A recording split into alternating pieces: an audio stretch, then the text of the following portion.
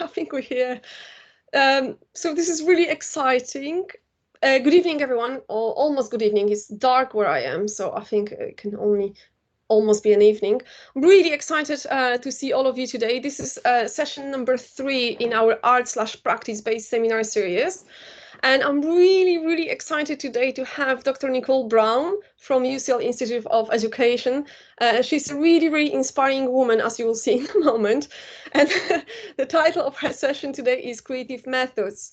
I'm very much hoping that all of you, or most of you at least, had access to the reading Nicole was really kind to share with us. So there's one article written by Nicole, another article written by someone else, and an interview. If you didn't have access to this, just connect with me after the session and I can make sure you do. So without further ado, what I will do, I'll just share my screen. We should have done a moment ago. Hopefully you can see my screen right now. So let me just briefly introduce Nicole. So Dr. Nicole Brown is the Director of Social Research and Practice and Education Ltd, and she's also an Associate Professor in Education at the UCL Institute of Education in London. There are a couple of very interesting modules she's leading at the moment. So one of them is on literacy, language and communication. Another one on researching education and society, which is to do with qualitative methods. And another one of disabilities, chronic illnesses and neurodivergences in contemporary society. So you'll see from the readings, we had a privilege to look at how these 3 things come together, which is really fascinating. At the same time, she's the ethics coordinator for the Department of Culture, Communication and Media, and she's also a member of the UCL Academic Board and Education Committee. And recently, she also worked as an academic head of learning and teaching in her department and as program leader, lecturer and tutor on a secondary teacher education program. So Nicole's PhD was awarded at the University of Kent, and her thesis was entitled "The Eye in Fibromyalgia: The Construction of Academic Identity Under the Influence of Fibromyalgia," and that links to the article we had a chance to see. She also holds a Master of Teaching from the Institute of Education, and she's also a Magister of Philosophy in Anglistic and Americanics and French from the University of Vienna in Austria. On top of this, she also holds a postgraduate certificate in higher education and Master in Higher Education from University of Kent, and a postgraduate IOLET diploma in translation. So a really impressive education here. And she's also a fellow and senior fellow of the Higher Education Academy and UKCG recognized research supervisor. Prior to her academic work, Nicole worked as a secondary teacher of modern foreign language, and she also taught English and French in Austria and German and French in the UK. And having gained several years of practical experience in her classroom, she made a move from secondary to higher education. So what I did here in this slide, I included Nicole's website, which you will also find on Teams, and I can post it on our chat. I really highly encourage you to check Nicole's website. There's lots of fascinating resources over there and very interesting information. So I'm gonna stop here. I'm gonna stop sharing my screen, and I'm gonna pass it to you, Nicole. Thank you so much. Thank you very much, and thank you very much for this detailed introduction. It's quite actually it's quite helpful in many ways, because it does kind of lay out really the kind of background that I'm coming from, and the information that you're giving is really kind of showing the kind of experiences that have led me to where I am now.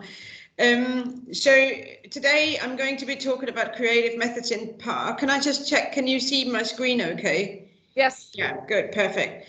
I don't know why, but Agatha, I can see you in the video. So if you just nod, then I know everything's kind of okay. What I'm going to be talking about today is, first of all, I'm going to be trying to defining PAR, how I define it, And that it really draws on the creative arts-based research approaches, on participatory research and on the embodied inquiry. And you will see how all of those different strands of my career kind of feed into that. And a lot of the things that I have done in the past needed to be done for me to be there where I am now. And I'm then going to be talking a little bit about data generation, analysis and dissemination. And I'll finish off with challenges of doing PAR. And then I'm hoping to have a little bit of sort of reflexive times, if you like, where we can kind of, think about the kinds of things that I'm mentioning and the readings that you may or may not have been able to access. And yeah, to kind of give us an opportunity to then launch into a discussion. So if we're looking at, how to define PAR, as I've said, a lot of what needs to be done, or a lot of kind of what shapes, the definition of practice as research is really this disciplinary upbringing. And as you've kind of seen from my CV that Agatha shared, I was a secondary modern languages teacher. I then, in Austria as well as in the UK, I then had a career break, and during my career break, I started my own translation company and ran that for quite a long time. And then after that, I started making the link to higher education, which is where I'm kind of sitting now. But even within that, I was at first a teacher educator, before I actually started kind of working as a more conventional or more, whoops, I'm sorry, I've lost you all now. This is what happens on Teams. I'll try again. Let me try and share the screen again, and then I may be able to win you back.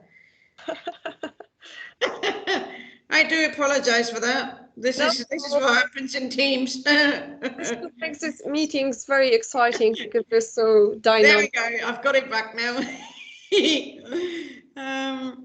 So full screen, so you can see it better, and I'm moving forward. So yeah. Sorry. So in higher education, I was teacher educator at first as well, before I moved into the more conventional research of sociology and education. So in all of this, one thing that I've always kind of felt was that knowledge wasn't something that's fixed. For me, knowledge was always something that's produced and relational, and it was produced in relationship with one another. And it's probably the clearest in the classroom, where, as a teacher, you are engaging with your students, and as the students are engaging with each other, this is where you could really see that knowledge was happening, and knowledge production was happening. So you could really see how people were actually learning something in that kind of environment. So that was one of the basic principles for me, was always that knowledge is something that's not fixed, and it's produced and relational, and it's also contextual. Because depending on the different kind of context, you may get a different kind of experience, or you may develop a different kind of knowledge, and the context obviously would also kind of influence the people that you would be with. So again, the person that you are with in that relationship of developing knowledge and producing knowledge and learning basically would impact what you gain from it, because of how these things kind of develop in this social sphere. And then the final kind of stand, or sort of philosophical strand here, was that knowledge was also multimodal and is multimodal. I mean, in many ways, we are obviously in higher education, or in education settings generally, we're relying quite heavily on language. But actually language, the spoken word or the written word is only one form of communication. There are a lot of other forms of communication, and we express ourselves not just obviously through the verbal communication. We also express ourselves with our bodies and in our bodies. So things like gestures and facial expressions is something that everybody's kind of quite aware of. but also there is this whole idea of visual language that's part of our everyday experience, and often we're perhaps not quite consciously aware of it, but it's there anyway. So it's those kinds of disciplinary understanding of how knowledge works and what knowledge really is that kind of brought me to the idea of different, you know, when we are saying, if we're saying that knowledge is produced in relational, contextual and multimodal, then it doesn't really make sense to have an interview and just, you know, like ask someone a question, because we know that as researchers, we will actually influence that context. We are actually, you know, part of that relationship of what's happening there. And at the same time, it completely ignores the fact that we are multimodal in our communication. So how can we just do interviews? And this is really where I started looking at other ways of generating knowledge in kind of research contexts. And what it comes up with is really these three different chunks. The one is the participatory, the other one is the art-based, and the final one is the embodied approaches. And I will explain all three of them. And I know that this may feel quite basic, but I think it's quite important to kind of go back to the basis of things to really understand where these things come from. Often, I mean, and I'm talking here about ethnography and autoethnography, for example. If you're looking at ethnography, that is, you know, so many things these days are called ethnography, and actually what is an ethnography is quite a specific way of looking at things. It's a process of writing about cultural events. That's what ethnos and graphos are standing for. But somehow along the way, things have been forgotten. And I think by going back to the basis of all of these things of participatory, art-based and embodied research, we can kind of learn and understand what it means to do practice as research. What I'm trying to kind of say is that with that understanding of, you know, the three strands of what practice as research means for me, it really ranges from autoethnography through to the creation of art. So my understanding of practice as research is probably quite broad. On the one hand, I do see the person who's writing about the self and in that introspective way, looking at society. That is a form of making sense of in that practice. But at the same time, obviously, an artist creating a film or an artist creating a collage is also creating something, doing something in that particular practice that will help make sense and will develop new knowledge. So the red thread through, as you can see, is for me, practice as research is this doing, thinking, being. You can't be the researcher without doing the thinking or without doing the doing if you are doing practice as research. The three really kind of go together. I haven't yet found a word that would encapsulate that. So at the moment I'm sticking with doing, thinking, being, although I don't particularly like it because it kind of suggests a hierarchy between doing, thinking and being. And actually the three things are equally important, but the being is just as important as the thinking, as the doing. And it's kind of, you know, I don't know, it should be a circle, I suppose, and all three are kind of bunched up in that one circle. But that's at that core where we are doing the doing, thinking, being in one thing. That's what for me practice as research is. And that means that it can actually mean a lot. The kind of doing that people do is quite different, but so it's quite a broad understanding for me of what practice as research really means. So if I'm going back to the kind of three parts that I said to you about the participatory, the art-based and the embodied, the underpinning of participatory research really is that you know, there were issues around questions of hierarchy. People understood that, you know, we can no longer kind of see ourselves as researchers as being outside of that relationship, and actually we need to kind of, you know, like bring our participants in, and we need to recognize the kind of strengths our participants bring to our research, and as such, it, you know, researchers were starting to hand over responsibility within the research process to participants. All of that obviously goes back to the idea of whose research is it? Whose question is it that's being asked? What's the purpose of research in the first place? So in that respect, participatory research really is quite a political way of doing research, or an activist way of doing research.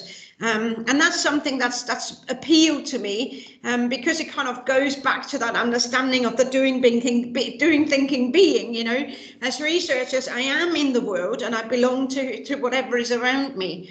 In reality, if we're looking at participatory research really sits on a continuum. So according to Tandon, I mean, this goes back to 1988. As you can see, I'm drawing on the old classical articles here. This goes back to 1988. And what they were saying at the time was that participants must have a role in the setting of the agenda, as well as taking part in the data collection and the analysis, and they must have control over the use of the outcome and the whole process.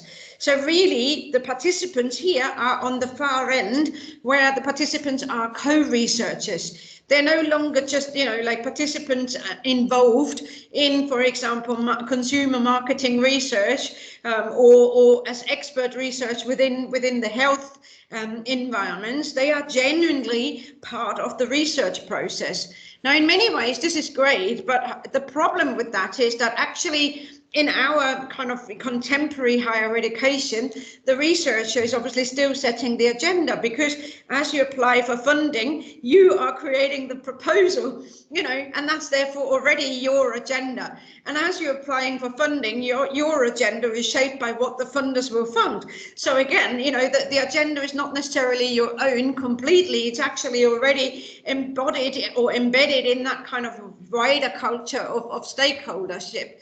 And that's the kind of, you know, the participatory elements are really still quite important, but it's kind of trying to understand that actually it sits on this continuum. It's not truly participatory at the far end, at the extreme end. If we're looking at creative and art-based approaches, the definitions vary again. You know, you look at different books and publications, they all come up with different definitions. But lastly, it's about drawing on the artistic or the playful form of expression. So this is really where we are looking at the powers of expression, the powers of evocation and illumination. So we're drawing on things like, you know, arts-based approaches to basically drive home some kind of point that we're trying to make. As such, it is really a form of research that's heavily linked with the radical political grounded social justice issues. It is also obviously about minimizing hierarchy and about reducing the power differential between participants, researchers and the audience. But at the end of the day, you know, with art-based approaches, there is a call for action. So it is about making change and providing change. And you can see already, you know, that there is a close link with the participatory approaches, but it's not quite the same. And again, you know, I'm just trying to kind of go back to the steps as to what for me are the basis of how I understand practice as research, because I will show you some example from my work a little bit later on. Now, if I'm kind of taking a step forward to the next kind of the third iteration or philosophical strand, if you like, that's the embodied inquiry. The underpinning of embodied inquiry is it is a phenomenology. So it is something where we are looking at the lived experience. We're trying to find the essence of something. We're trying to get really to the core of experiences. But at the same time, it's also based in hermeneutics. So it is about interpretative ways of doing research. So it is, again, recognizing that actually our knowledge is not something that's fixed. It is contextualized and relational. But most of all, embodied inquiry is underpinned by the cornerstones of human understanding. And this is where it goes to that point of knowledge being multimodal. Because human understanding, so the three cornerstones are that human understanding is embodied. Let's think back as to how babies experience the world. They don't necessarily experience the world through language because they're being held, they're being cuddled, they're being moved about. It's quite a physical way for a baby to kind of experience the world. So it is an embodied, intrinsically embodied way of how we understand the world, of how we are in the world. The other element is that language is not sufficient. Language is insufficient and inexact. And a good example for that is if we're thinking about a headache, the headache after a hangover is quite different from the headache before you get fever, or the headache you have during a migraine. And how do you then explain that? Because all of them are headaches, but actually there are different kinds of headaches. And then you're trying to look for words. And for some people, the headache is throbbing, stabbing. For other people, it's pounding, it's a pressure. So there, as we can see, there is this issue of actually we don't really have a word that will explain what it feels like. So because of the inexactness of language, because of the human understanding being embodied, we rely very heavily on metaphors. In everyday world, in everyday understanding and communication, we use metaphors all the time. Even a single thumbs up, you know, we know what that means. It doesn't mean thumbs up. It means liking something, or something is good, or something is on the way up, or something is okay. So it is, you know, already, you know, like minor gestures are so embodied in and ingrained in our everyday world that, you know, it's very clear that we are communicating in ways other than just the word. So if we're taking all of these things together, you can see how the red thread is doing thinking being. It can't be that we are just thinking about something. When we're doing research, we have to combine all of these basic understandings of participatory work, that we are with our participants, that's the being part, and the embodied inquiry, where it's also about the being, about being involved in and being in the world. And then obviously the creative art-based approaches, they kind of helping us with the doing and the thinking things through. So you can see how all of these things are actually kind of coming together now. I know that this is kind of a little bit of a detour, but I hope it becomes clearer how actually, yes, my approach to practice as research is this doing, thinking, being. A lot of the time, I'm kind of moving on now to the more practical side of practice as research. So that was kind of the fundamentals and the philosophical background to my work. I'm now kind of moving into some of the practical stuff that I have done. If we're looking at data generation through participatory approaches and art-based approaches and embodied inquiry approaches, a lot of these things are about doing something. So you can see that there are, you know, a lot of the time people will use elicitation approaches, which includes things like narratives, vignettes, fictionalizations, story completion, scenarios, visual materials, representations, photo elicitation. There's so much that we can draw from that. On the other hand, there are also artistic workshops where people will be doing walking interviews, where we're doing mapping, body mapping, sandboxing, playing with Lego. There's, you know, more sort of in the performing arts, you know, becoming more of an ethnodrama, of a performance, of filmmaking. So you've got all of those things where you're creating something together in that workshop. And then there are also the diary methods where people are asked to produce timelines, photographs, visual materials, drawing, sketching, again, narrative approaches. So you've got quite a wide range of data collection methods that will enable us to generate the kind of data that we need to kind of explore that experience. So as you can see, my doing, thinking, being is not just me doing, thinking, being, it's actually me trying to encourage participants to do, think, be, and then me taking that and putting my own sort of second level of interpretation on it.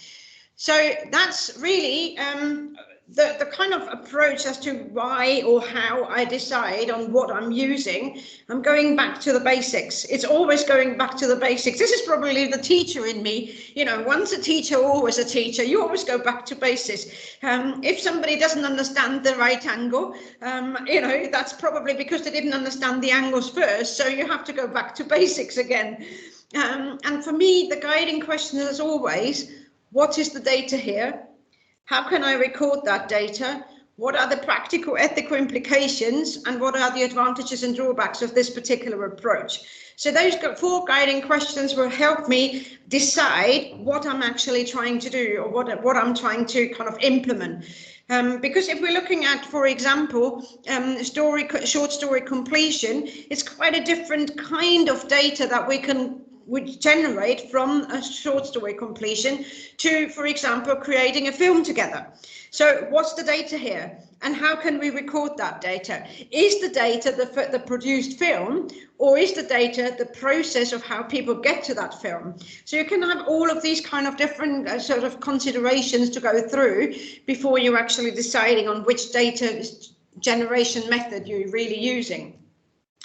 Now, here is an example. I am known to be quite playful, and I am known to be playing with Lego quite a bit. I do tend to bring Lego to conferences as and when I can. And here are two examples of, this is from the same research project. So the research project was to explore the lived experience of PhD students of their PhD studies. And in order to kind of get to that, we asked the students, the PhD students, to build a Lego model of their PhD journey. And these are two images, two different models built by two different people. And I will kind of come back to that a little bit later, but that's another one. So as you can see, they look very, very different, but actually the kinds of message, oops, sorry, that was the, right. And now I can't go back, can I? I can only go forwards. Oh yeah, no, I can go back. So these are kinds of models that we've got built, and as you can see, although they look very, very different in themselves, you can see that there are some kind of similarities. So what I'm trying to get to is that a lot of the time people are saying that with these weird and wacky methods, you don't actually find the core of an experience. And my argument is actually you do. Just like in interviews, there are core commonalities. You will find certain core commonalities in the models as well. So on here, for example, on the left one, you've got this kind of path with different obstacles to jump over. On the right, you've got, again, a person in the middle going along a path. And at the end, on the left one, you've got this flag, the aim, the goal, the target. And on the right, you've got the present, a gift, you know, again, the aim, the goal, the target. By the way, just out of, because it's interesting and because it's funny as well, on the right model, you can also see the person in the middle, the PhD student by themselves, with lots of people around them, but not on the path. That PhD student on the right, to the right of that PhD student, you see a Darth Vader, a turkey, and a skeleton. Those were the supervisors. So, you know, it was kind of quite an interesting kind of conversation around that. The lion cub and the lion were the family, but yeah, the turkey and the Darth Vader were the examiners. Sorry, the supervisors. On this model, again, it looks quite different, but you've got the same kind of thing. You've got these different color blocks, and in the path going to the dinosaur, and that, again, that student was talking specifically about how each colored block has got a different kind of meaning to a different set of tasks that they have to complete in order to get to that final part where they are the dinosaurs of knowledge. So you've got all of these kinds of experiences of how people express that. Now, I'm not just using Lego models. There is also, for example, on the left image, this was a study where I worked with two colleagues at the Rumba School of Dance.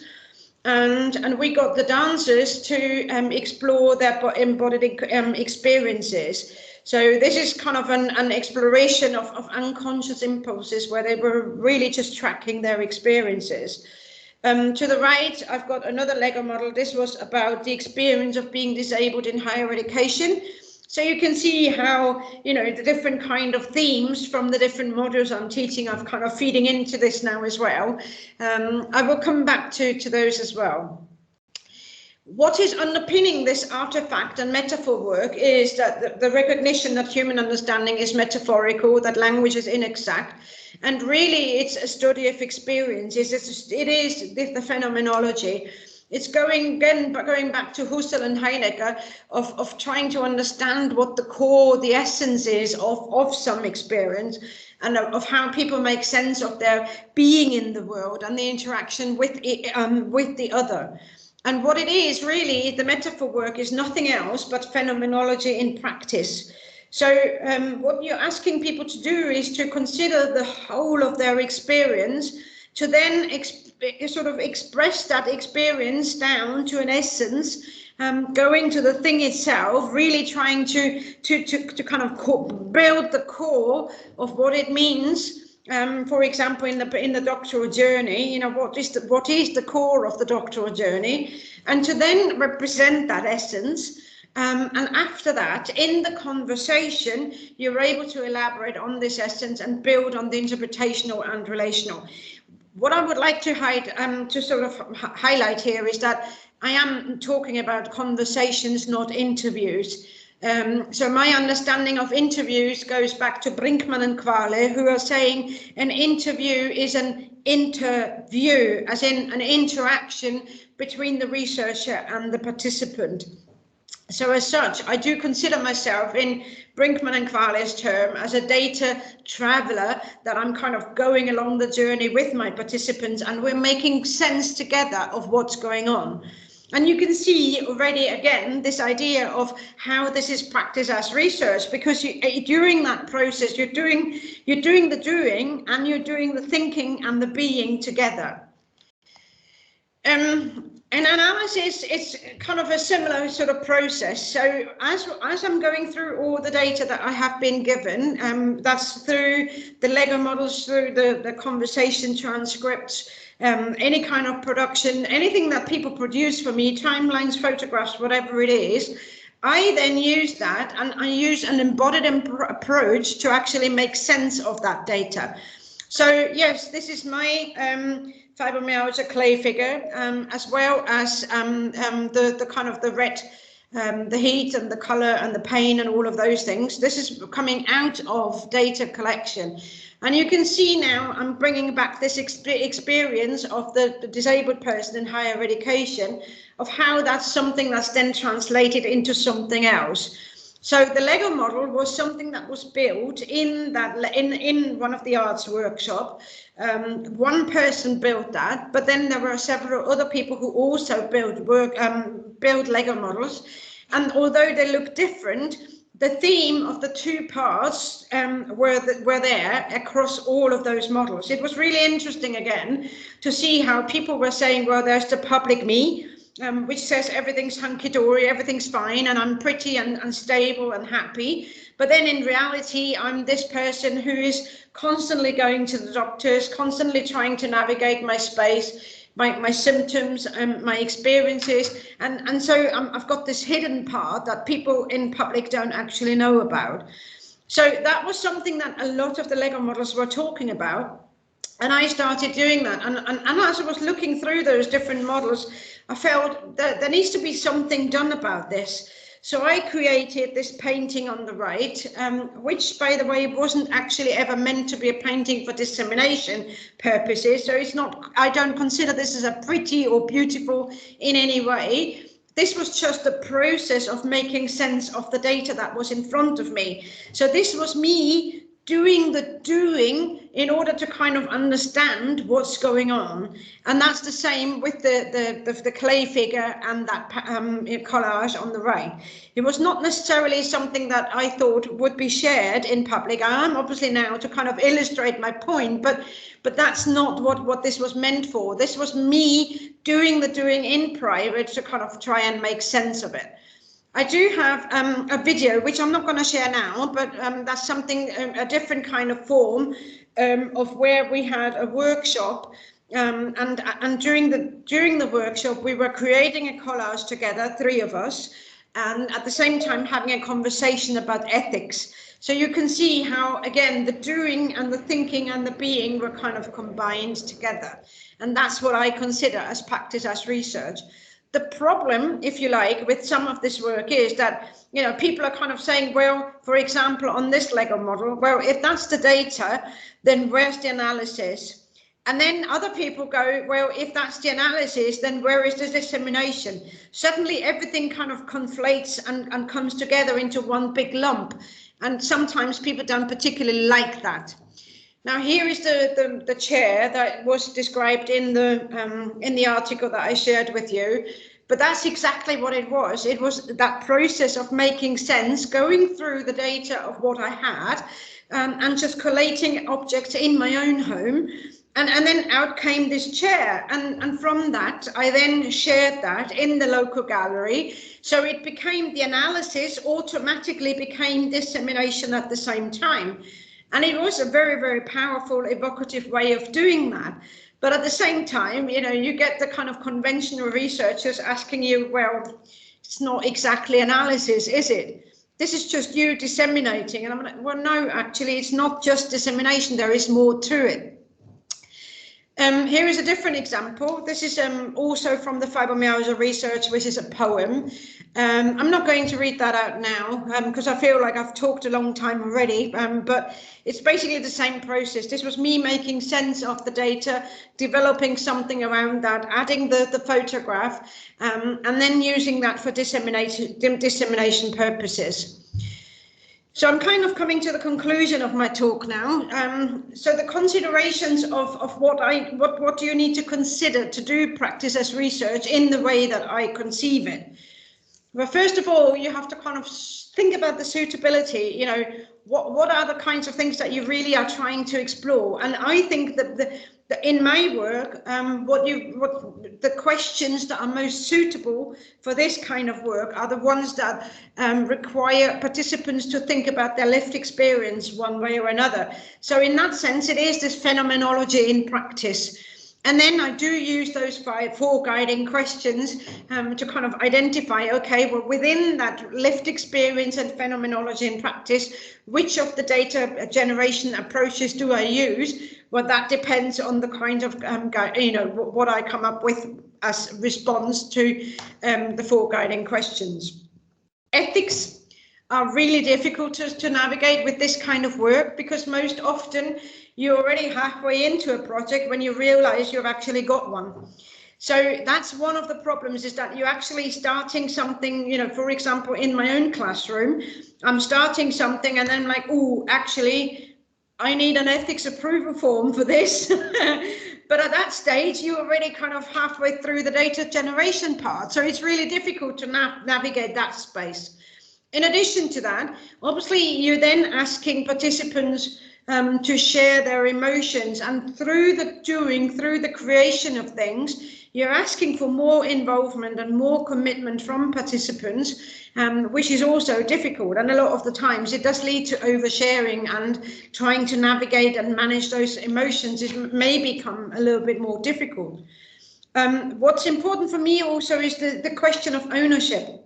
So, for example, going back to the Lego models, the Lego is mine, but I'm not the one that built the model. So whose model is it? I can't actually hand over the model because it's my Lego and I need it back for the next workshop. So physically, I need to ask for that back. But if it's a photograph or some other kind of art collage or something, I may not necessarily need it back. So it may be the participants, but because they've created it for me, does that mean it's mine, or is it theirs to keep? And if it is theirs, but they hand it over to me for me to use, do I insist on anonymity? That's a little bit problematic, because actually it's their creation. If it's their creation and they are the artist behind that, then I can't go away and say, well, you have to be anonymous and confidential, because obviously it's their thing. So there is all of this kind of ethical questions that arise from doing this kind of work that make it sometimes a little bit more difficult to manage than conventional research. And finally, obviously, the time and the effort and the investment on the part of the researcher mustn't be forgotten. But more importantly, I would suggest, are things around career considerations and exam requirements or funder requirements. Sometimes you just can't do that kind of work because of external constraints and external factors that you are sort of working within. I mean, I'm quite happy to be known as the person who plays with Lego, but I am in a privileged position. I've got a good job. I've got I've got a permanent role. I can play with Lego, but somebody who may be an early careers researcher may not necessarily be in that same position and has to kind of think about how they present themselves to the wider scholarly community. What I would like to finish off in this kind of concluding thoughts is really, though, that the idea of this doing, being, thinking as to how important that is to me, is that actually, yes, it allows me to work with participants rather than to do research on them, and to actually get their approval to, you know, in the process of analysis and dissemination as well. So although most participatory research designs are situated somewhere in that sort of between the two extremes of little participatory work or little engagement to participants being co-researchers, I'm probably somewhere in the middle. But I do feel that I am able to kind of shift on the sort of the further end a little bit, where I'm able to actually generate more responsibility or hand over more responsibility to the participants because of that approach of creating and doing something together. The other thing I would like to say is that the arts-based approaches don't necessarily translate into a participatory research design. A lot of the time there is this kind of misconception that if you're doing something arts-based, it's automatically participatory, or it's participatory if you're doing an arts workshop. And actually, that's not what this is. It is about who owns the process and whose process it is. And as such, we have to be kind of quite careful, because you can be still quite sort of dictatorial in a way. Just having an arts-based workshop doesn't mean that I'm handing over all of the opportunities to others. You know, I can still be the one in charge. So that kind of relationship between arts-based and participatory research is something that we do need to kind of be aware of. And the final thing is, actually, I do think that in that process of doing thinking, being, I do think that we should not, as researchers, hand over all of the responsibility to the to the participants, because ultimately we do have the duty to do no harm. We do have the duty to look after participants' health and well-being. And if our participants are people that don't necessarily do research under normal circumstances, they may not actually be aware of the kind of risks they are letting themselves in for, of where they go. So really, it is still my role to make sure that everybody's well-being and interest is guaranteed. And as such, I can't physically hand over all of the responsibilities to others. I would just like to finish off with sharing my details, email address, website, Twitter handle. I know that you've got all these details on the team space, but yeah, I hope that this has been interesting, and I would love to hear from you all your thoughts, either in today's discussion point or afterwards, as we meet up in Twitter, perhaps. This is so fascinating, Nicole. I'm literally swimming in notes and questions following your conversation here. So this is so inspiring, and there's so many elements of your research I would love to unpack as we continue this conversation here. It's just, I really find it difficult to almost decide where we should start. So perhaps I'm gonna do something which I normally don't do, but I'm gonna open for questions from public first, just because I always tend to overtake those meetings, and then I will fill the gaps afterwards, because there's just so many things I would like to ask you at the moment. So why don't we start from the public? Does anyone in the audience have any questions for Nicole? I think I have shocked people. Oh, we have Laura. Laura, go ahead. I'm just doing my hello. Hi, sorry, it's a bit dark in my room. Hello, hi, that was really interesting. Thank you. I just wanted to ask a bit about, you talked about a kind of connection between arts-based approaches and a kind of political underpinning. Is that right? If I understood you correctly? And I just would like to hear a little bit more about that. First, in my back, I work on an arts and research program, so we're always working with artists really on their research project from quite a different perspective in a way. But I'm just interested in that, you know, just hearing a bit more about that, what the relationship is there. Yeah, absolutely. Thank you for that question. So art-based research, and this is, please be aware, I'm not an artist. and I don't come, my disciplinary upbringing is in education and sociology and is not in the art space. And therefore my learning about art-based and creative methods comes out of those kinds of books that are talking about art-based methods in education or the social sciences. And the big names there are Patricia Levy and Brown and Eisner. Those were the kind of the first people that were talking about art-based methods. And there's a whole, there's a massive amount out there now. But Levy and Brown and Eisner were specifically talking about the kind of work that was done at the time in the participatory framework, with especially with either vulnerable groups, so perhaps adults with learning difficulties, or with children. And a lot of the time, because of the kind of participants that these people used, a lot of the time the communication was not just through interviews, but was done through things like drawings, paintings, collages, mark making. So that's how the whole kind of story or history on art-based research started. And what they were then saying is that it can't be good enough to do research with these marginalized groups and then let that work sit there. As researchers, we have a duty to our participants to take that further. And that's where they were saying, you know, this whole idea of social justice and political grounded work comes in, because it can't be enough to kind of do research with participants because they were adults with learning difficulties, for example, and then just let it sit there. It is our duty to take that further and to take it to policymakers and stakeholders and say, and here are recommendations for practices. So that's where this whole idea for political activism, if you like, comes in. So that's the kind of again, this is going back to basics and it's going back to the beginnings of things, but that's where historically that's come about.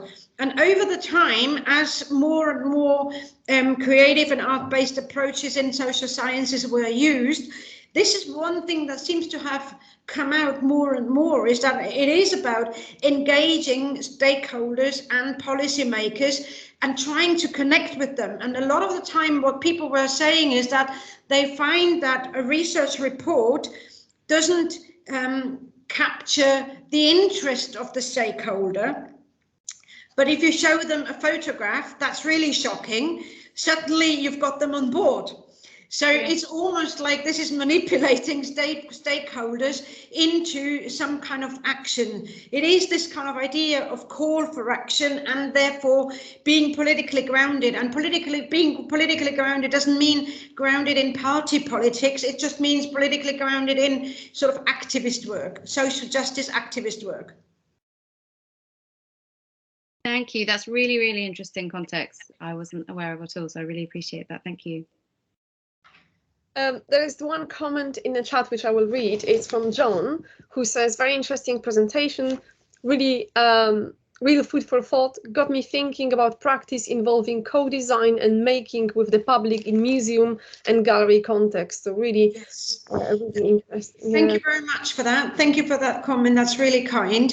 And yes, absolutely. So in the Practice as Research network that I have started at UCL, I have accumulated a number of people around me that do that kind of work, that doing thinking being in their own interpretation in different contexts. So I do actually have gallery, museum and gallery specialists there as well.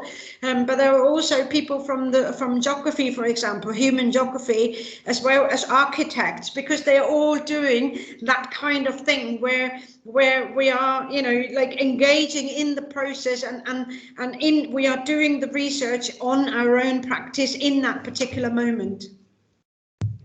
I think this is one of the things, Nicole, which I find particularly fascinating about your work. And you're an incredibly creative person. And It also comes out in your recent book about writing your research journal, when you write about even such a seemingly simple thing like writing research journal. There's so many ways to approach it from your perspective, and I just find it so deeply inspiring.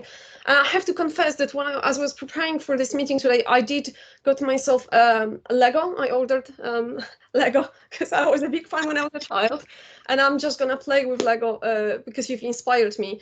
I'm probably gonna do this for my selfish reasons, less for research. But the question I would like to ask you, and I know you did address it with your presentation to some point, but I would like you to perhaps talk a little bit more about it, because it's just so interesting. Is with different projects you described today in the presentation, in the reading, there's so many different ways you approach choosing the final method for what how you're going to approach your research. And I know you talk about it to some degree. You talk about the questions, you talk about all the other things you just mentioned, but the last decisive moment when you say, well, this is going to be Lego, this is going to be the identity box with your objects. Yeah. So, yes. Yeah, this is the interesting part, really. So where I decide on the research methods, you know, obviously I'm working in the boundaried, contextualized work that we all work in. I have to write an ethics approval form. I have to ask for grant money. So all of the proposal has to be written before you can actually do the research. So at that stage, I'm obviously considering the data collection methods, and that's the point where I think, okay, well, what am I really after? And how am I going to get to that as much as possible, or as close as possible? And then I must admit that I always have almost like a caveat in all of my proposals, where I say that I can't actually exactly predict what's going to happen. This is what I think will happen. And then in the process, it may actually change. So, for example, with the fibromyalgia research, I had a very clear picture of getting people to send me a timeline of their experience of being academics, and a second timeline of their experience of being a person diagnosed with fibromyalgia. What happened in reality was, this is what I was asking for, but people got to that task in different ways. So some people sent me a timeline exactly how I had envisaged it. But then I had one person send me 184 photographs. Instead of a timeline that was kind of coherent, I had 184 photographs. And another person sent me a narrative, really nicely written, really lovely prose. And in between parts, there were links to songs where she was saying, okay, at this particular point in my life, this was the song that's representing my experience. At this point in my life, this is the song that's representing my experience. And she insisted I listen to the songs while I was reading the narrative. So she actually sent me the songs as MP3s as well. So I didn't just get the song list as in a list, I actually got the physical songs. To make sure that I would get the right recording of that song that she was referring to.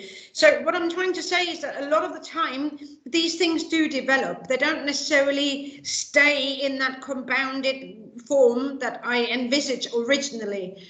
And when it comes to the analysis part, I just follow my instincts. I don't think I have any particular, you know, sometimes the collection of objects, for example, for the fibromyalgia chair, that was just something that I felt I needed to do. Yeah. There was no particular reason why I felt I needed to do it in this way, but it was just a case of, well, actually, this is really important. This object encapsulates so much. So I just used that object and put it on my desk. And then it's like, oh, but actually there is this object that encapsulates so much. So I put that on my desk, and suddenly I was accumulating all sorts of different objects in my house. And I think it was just kind of, again, like I said, you know, engaging with the data, engaging with the process, and just letting the process, in a way, happen, and me going with the flow of that particular process. So I don't think there was a particular choice at which point I said, okay, well, this is going to be an installation. That was just something that kind of came about more intuitively. Yeah, that is so fascinating. I actually have 3 points to make. One of them could be a question, really. So what you just described relates to, I think, what we often experience in higher education when we teach. I had this 3 hours long class this morning, and my students were about to submit the work. And they were saying, because it's a creative piece of work they have to submit, they were saying, well, we see your guidelines, but we're still not sure if we're doing the right thing. And what I was trying to tell to them is like, there's not necessarily a right thing. Yeah. You have to do things. And this is exactly what you're describing, which is so fascinating. Like one person sending you 180 photos, the other person sending you songs. And I think this is what's so fascinating about it. To be honest though, you see, I do stick within the guidelines because I do these things, these creative approaches to data analysis alongside conventional coding. Because I am placed in education and sociology, and within those fields, I am required, when I'm publishing, I am required to play by the disciplinary conventions and disciplinary rules, and those require me to have codes in vivo. So that's what I do also. So the creative element, the creative part of the analysis, that kind of process of letting things happen sits alongside the kind of conventional thing. So if I need to, I can basically draw upon the conventional research and justify what I've done, which unfortunately does happen quite often, that I do have to kind of explain what happens. And I guess this is in a way also responding to that question there, because somebody was saying, is it just me that struggles with the word data and the concept of data gathering in relation to arts-based practice as research? It is because I am not in the arts. Unfortunately, I am having to play with the language that is enforced on me from the disciplinary conventions. And that means I have to somehow be able to show that I have done data collection, data analysis, findings, and then discussion. You know, this is how I'm having to present my work. Having said that, I do actually not talk about data collection as much as I'm talking about data generation. So I do actually say that, you know, whatever I'm doing with my participants is a generation of data rather than a collection of data, which may not sound like a big difference, but you know, there is a lot of difference in terms of mindset, and thinking behind the process is quite different, because in the data collection, you're kind of assuming that people are there and you, like, you know, just taking things from everyone else. Whereas in the idea of data generation, it is about the process of creating and doing something together. So that there is that kind of difference there. So I do use data generation rather than collection or gathering. And that seems to be palatable enough for my own disciplinary convention. So it seems that in sociology and education, they kind of accept when you say data generation, and that's kind of, yeah, you know, obviously trying to boundary, you know, like move the boundaries a little bit, but I'm not going to be able to break them. I'll be honest about that. That's so fascinating. That's yet another argument for how creative you are with your work. I also loved in your presentation how you really blur the boundaries between data collection, analysis, and dissemination. And I think it's just really fascinating how you create an installation as a form of analysis of your data. Would you like to have talk a little bit more about how you would like, what would be your ideal way of kind of addressing these 3 stages of research if you were not bound by these very, very strict sometimes requirements from social sciences? Yeah, well, I mean, I think what I do is actually very, very fluid, and I think in that respect I'm playing in my own field anyway. I think it's more a case of when I'm writing about it, I have to comply with particular boundaries and rules and conventions, and then I'm kind of reframing what I've done in this fluid space by actually kind of making it look, you know, different, if you like. So, for example, that specific article was in the International Journal for Social Research Methodology, and they have got a rule that you're only allowed 8,000 words.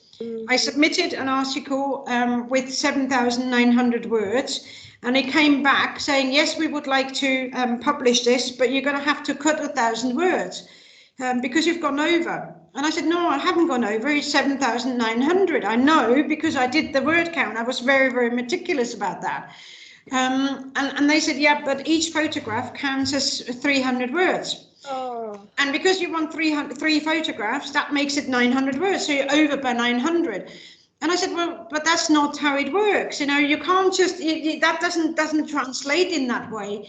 So it was this backwards and forwards a number of times until we came to an agreement that I did have to cut a few words, but they also allowed me to kind of go over, if you like. So we came to a good compromise in the end. But what was interesting to see was that that particular journal didn't accept that the photograph was part of the article, because at one point they were saying, oh, we just stick it up there as supplementary materials, and then it doesn't count in the word count. And I'm like, well, it's not supplementary though. It is part of what we're doing here and what we're talking about. It's integral, it's connected, it's multimodal. And so there was this constant kind of, you know, like push and pull between the different rules and regulations. So I think what I do is very, very fluid, but when it comes to presenting my work, I try to make it fit in such a way that I get published, because I know that otherwise I would not.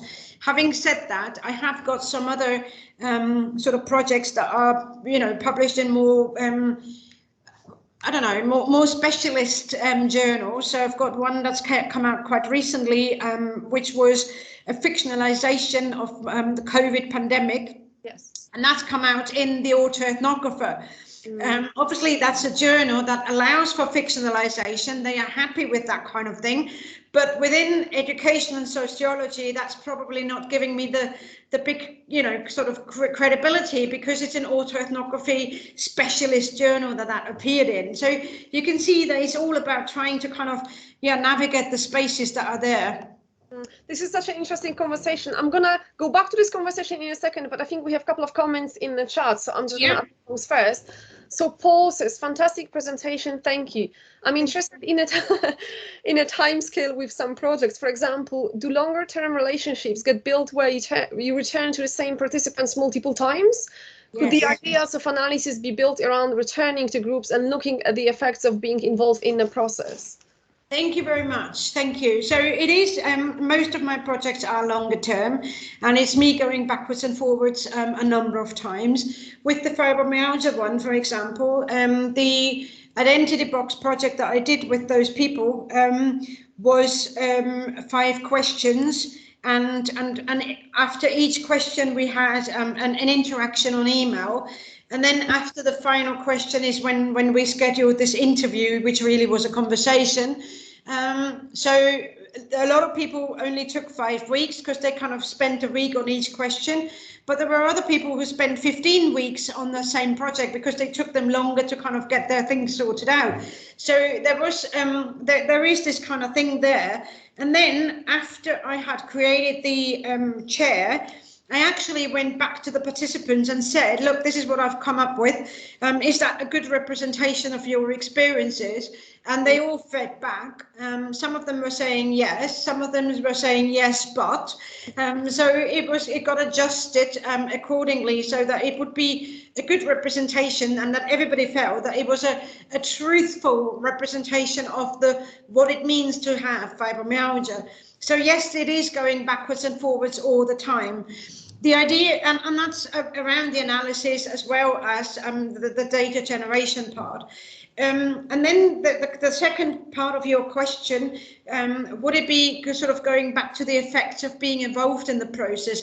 That's something that I have not done yet. I have been thinking about it, but to be honest, at the moment, I'm kind of trying, my work's kind of moved into a slightly different direction. So at the moment, I'm trying to develop a more tangible framework for doing that kind of work that I'm doing and formalizing that within the social sciences, because what I do, I'm not the only one.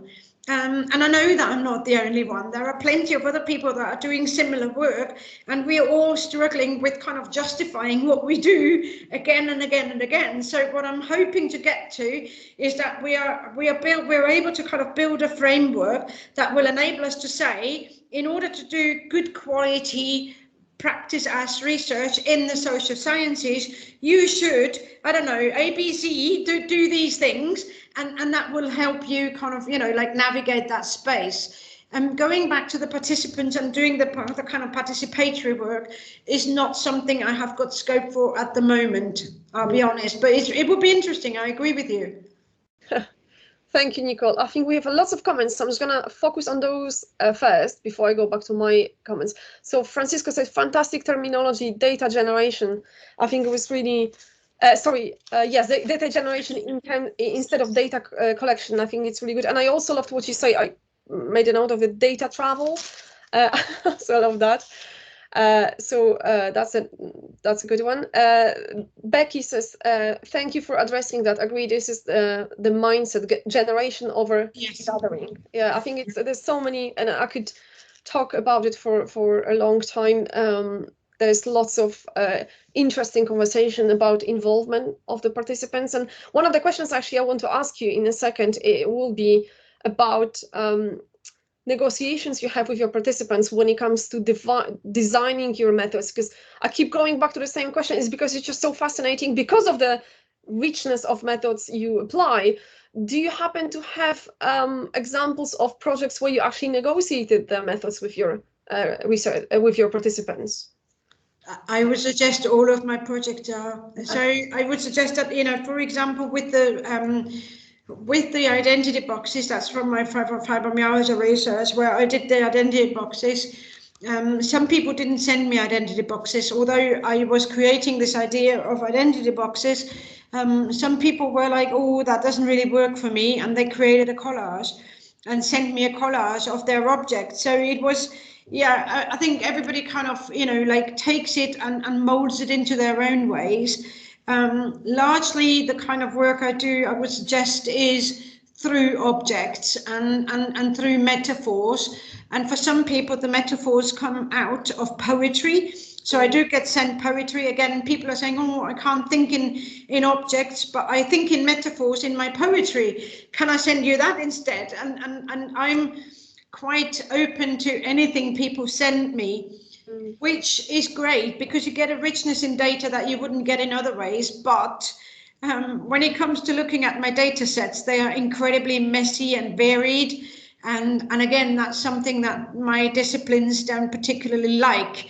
They like to have 25 interviews, and if you say, well, I haven't actually got 25 interviews, but I've got 300 photos, 15 poems. It's like, well, how do you judge that you've got a full data set? So it's that kind of, again, it's about navigating the space that you invade and inhabit.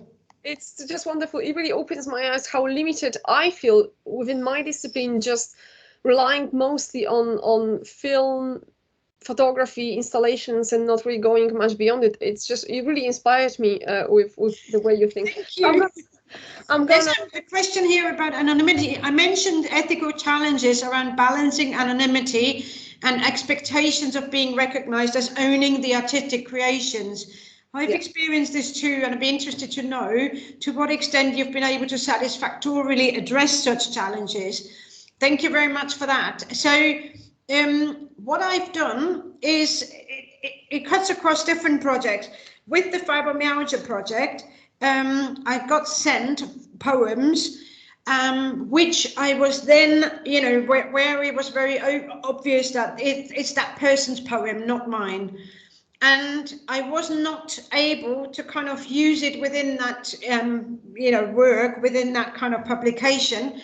But later, when I put out a book about ableism in academia, I included one of those poems in that book.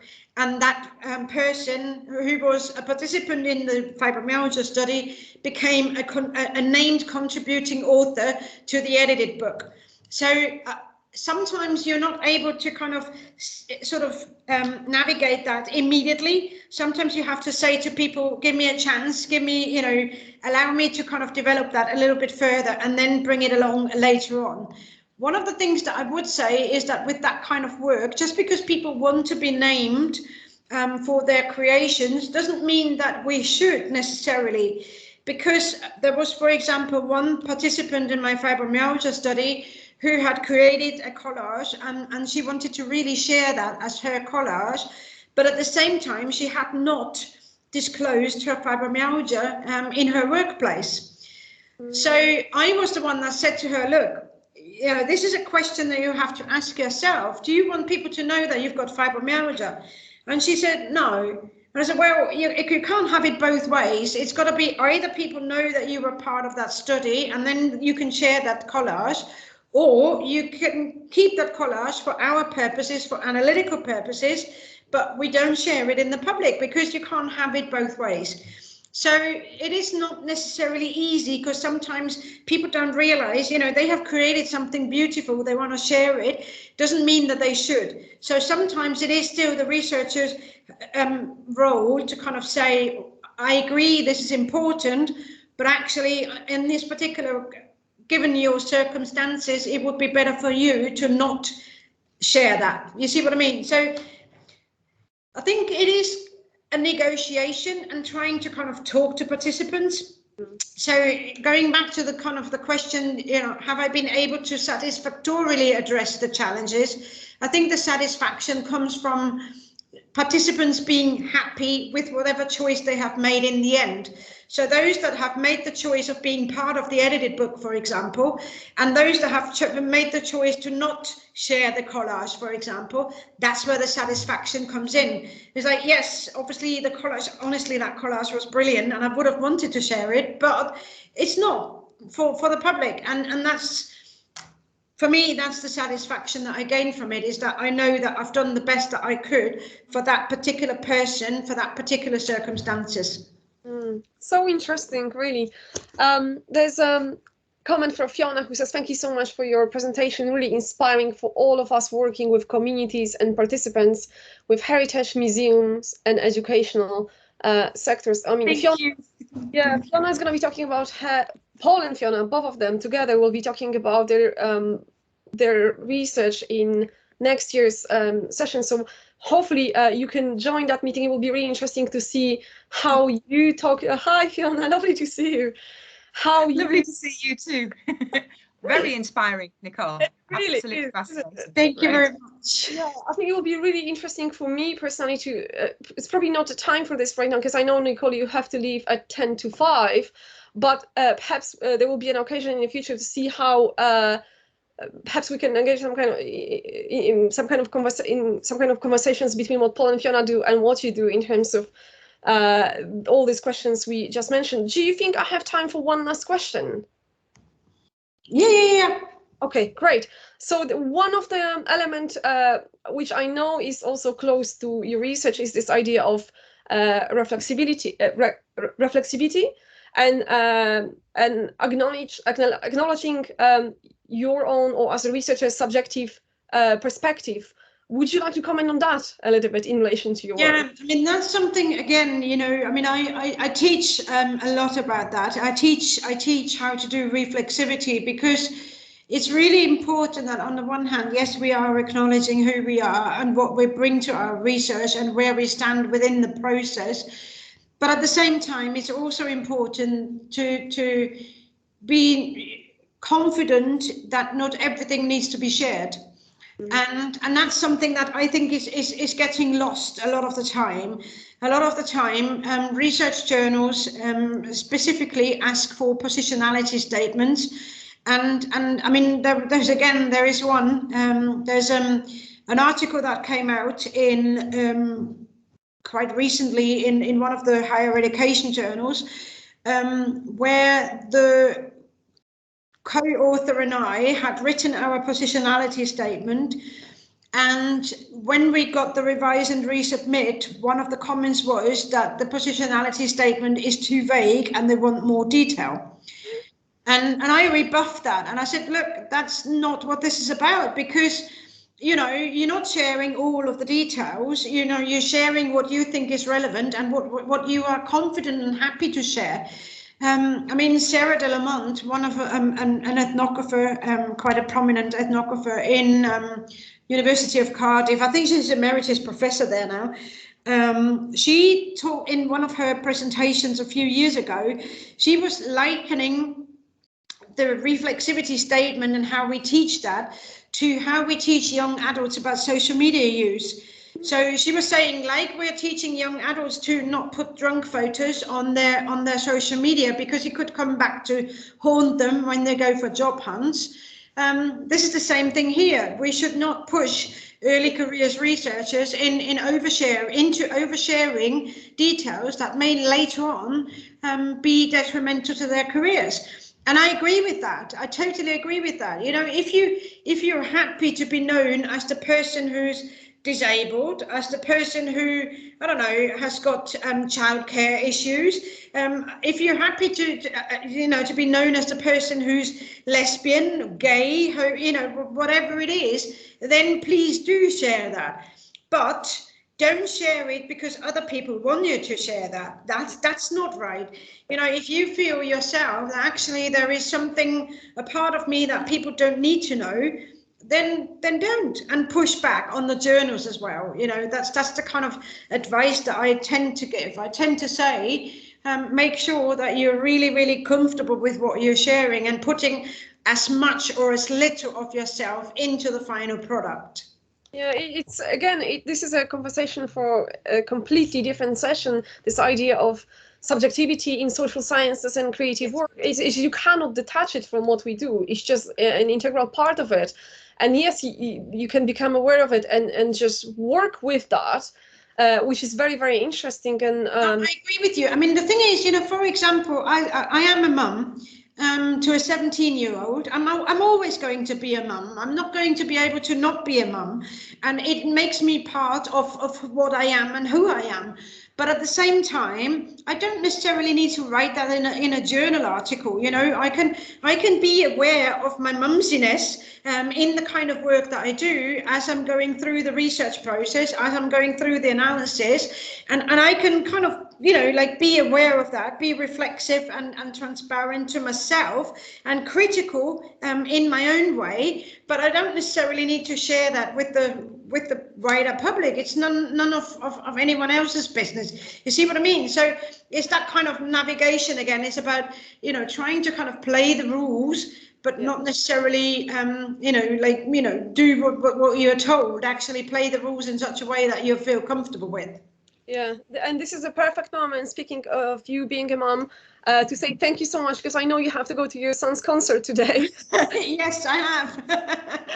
So really, thank you so much for accepting this invitation. It was just really, really fascinating to listen to you talk about your work. Thank you so much for sharing all the articles and interviews. I'm sure we're going to continue this conversation, so really much appreciated. It was just really inspiring, and I think it's really evident from all the comments in the chat. You definitely inspired us all thinking about our own disciplines and research. So thank you so much, Nicole, and have a wonderful evening. I'm going to stay in a meeting with everyone else, just share some kind of brief information about the next meeting. But thank you so much once again. Thank you very much. Thank you very much for having me. It was great to have been here, and please do get in touch. I'd be more than happy to continue the conversation in different formats. Wonderful. Have a lovely evening, and thank you so much. Thank you. Bye. So for everyone else, if you haven't left yet, I'm just going to take literally 2 minutes to just remind everyone about all the other things we do. So if we still have people in the meeting, because I cannot see it now, I hope we do. Just wanted to remind everyone about 2 other things I'm doing around this series. So the first thing is the conference/festival, which is called Communities and Communication, with a theme Diverse Voices. So we currently closing, actually tomorrow, no, on Friday is the deadline for submissions. However, I will be extending the submission for panels to the conference, not to the festival part.